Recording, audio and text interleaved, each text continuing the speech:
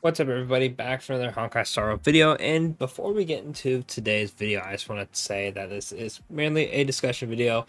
Don't be jumping me being like, actually, sir, this is at 3% damage, whatever. Like, it is what it is, bro. Be civil. That's all I ask. Anyway, whole point of this video is something I've noticed quite a lot recently, right? And that is, I'm just going to say E1 merchants, right? Now, what I'm trying to talk about is a lot of characters nowadays. When you pull said character, the most important thing is pulling the character up. I don't think anyone really goes for the light cone before they get the character. If you do, you're probably a whale, or you're spending, or whatever it may be, right? You're securing the character. Whenever you summon for a character, whether you're going for dupes in them, their light cone, you have to get the base character first. For example, Tribi. If you're summoning for Tribi, you would summon for Tribi, you'd pull Tribi, and then you would go from there. Do I want her light cone? Do I want dupes? All that good stuff, right? And most of the time, you would probably think, okay, you go for Lyca. I mean, that's normally what I do most of the time, right? However, a lot of the times, a lot of characters recently, it just feels like are you should just go for the E1, whatever. The light comes, whatever. Go for the E1, go for the E1. And I've been hearing that quite a lot recently. Now, for the exact numbers on every single character, I do not have that, right? I don't even think Pridewind even has that. They just have comparisons on how much the damage increase with dupes is, but they don't do it with their light cone. I think they should. That'd be very cool. But regardless, they do not, right? Now, the reason this is today's video is because I've seen a lot of people just say go for E1 Tribute, right? Like a ton of people now that early access out, all that stuff, right? And I'm looking at Tribute's light cone, and it doesn't seem that bad, right? Increase the warrior's crit damage by 36%. After warrior launches a follow-up attack, additionally generates 12 energy and gains presage. Lasts for 2 turns. While the warrior's presage, all allies targets crit damage increases by 48%. When entering battle, the warrior generates 21 energy and gains presage. Lasts for 2 turns. That doesn't sound too bad. You get crit damage for you, your team, and you get energy for your ultimate, right? However, when we go over to Tribute's E1 is while the zone lasts, which is the ultimate, right? After ally targets attack enemies, additionally deal true damage equal to 24% of the total damage of this attack to targets that have been dealt additional damage by the zone. Now, I haven't seen too much calcs on this, but apparently this is a bigger damage increase.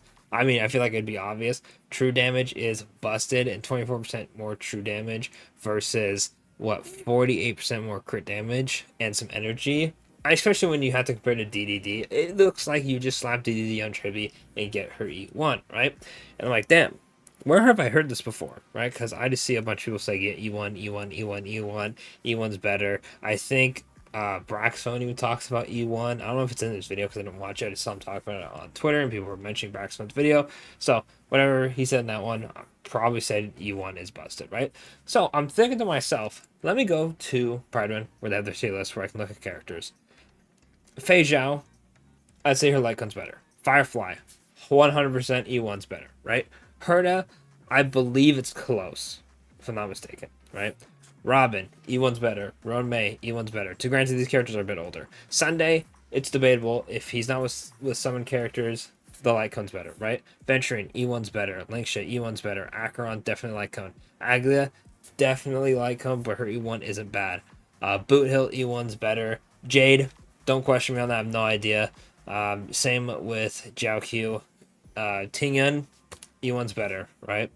Rappa, light cone is actually better. And I say Yunli also has a better light cone just because of the taunt is just too good, right?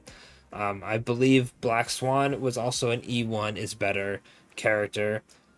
I don't know for Sparkle, I'll be honest with you. Let me look at what her E1 does again. Attack by 40%. I feel like that's better than her Lycon. I remember her Lycon not being that great. But regardless, there's quite a bit of characters where their E1 is comparable or just flat out better than their Lycon. And I'm questioning if this is on purpose or it just happens to be how the game is, right? Because when you think about light cones, right, you're thinking that the character's signature light cone is their de facto best, which most of the time it is, right? However, if the damage boost is bigger or the payout with the character is better at E1, Why not just go for the E1? Granted, the light cone is 75-25 versus 50-50 for the characters, right? But you know, if you're gonna go for one or the other, you might as well just risk it for the better overall result, right? And then, God forbid, if you lose, then it just means your next character is guaranteed, right? If you lose the light cone, then it's like, oh, you have to wait until a character comes out that you actually want the light cone for, right? And I just feel like there's just a lot of characters you want the E1 for, which is fair, right? It technically doesn't matter at the end of the day. It's just whatever one you want to go for, right? But I feel like light cones just need to be a bit better, you know? I'm not saying, make it to where they're like Acheron and Aglia, to where if you don't have their light cone, you're significantly nerfed, or like Rappa. That's not what I want at all. What I would like from a light cone where a character has a good free to play option. I think Firefly is a good one. Firefly's light cone is a damage buff, not by much, but you have a good free to play option, so you don't need the light cone. The light cone is a damage buff if you want to get it, and then E1 is also a buff to her damage, right? Now, if the E1 and the light cone are similar strengths, not only would it be easier to decide, right? Most time people would just probably go for light cone because it's easier to pull a light cone, but I feel like it wouldn't just be, oh, just skip light cone E1, skip light cone E1. I don't know. Maybe I'm a bit weird on this because technically speaking, you know, it's just getting the character is most of the people's concerns, right? So a lot of people don't actually care about going for dupes unless it's a character you really, really like. But I don't know, it's just a weird thing that I've noticed lately with Star Rail, and I wanted to see your guys' opinion on it. Do you think it's a bad thing? Do you think it's a good thing? Should E1 be better because it's harder to get? Should light cones be better because, it's just light cone? Do you prefer when a character doesn't need their light cone, someone like Firefly or Romay or Robin? Do you prefer when someone heavily needs their light cone, like Acheron or Aglia? Let me know in the comments. And yeah, I guess that's pretty much really it for the video. I just wanted to basically get my thoughts out there and get your guys' opinions on it. I don't really mind summoning for light cones. I really just like having light cones because it gives me various options to run certain characters in certain ways. Like if I need more, like for example, Gallagher, right? If I need more break effect, run a break effect light cone. If I need more speed, run a speed light cone. If I need more healing, get one with outgoing healing or HP or whatever, and go from there, right? With dupes in a character, you can't really do that. And another thing is you can't also turn it off. So for a showcase perspective, light cones are definitely easier to get a bigger gist of what everyone can expect out of a unit, right? Because if I go ahead and show you guys, E1 Sunday versus S1 Sunday, I can take the light cone off at any time, right? That's more of just a YouTuber thing, right? Most people don't really care. They just want their character to perform rather well. But like I said, let me know in the comments what you guys think of the whole E1 merchant thing going on.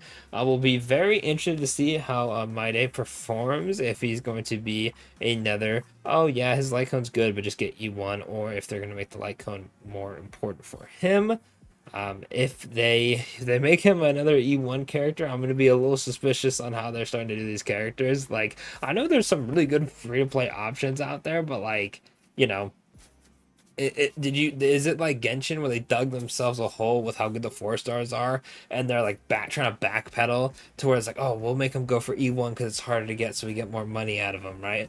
Like, is that their goal? I don't know. Regardless, let me know what you guys think in the comments, and I will catch y'all in the next video. Thanks for watching.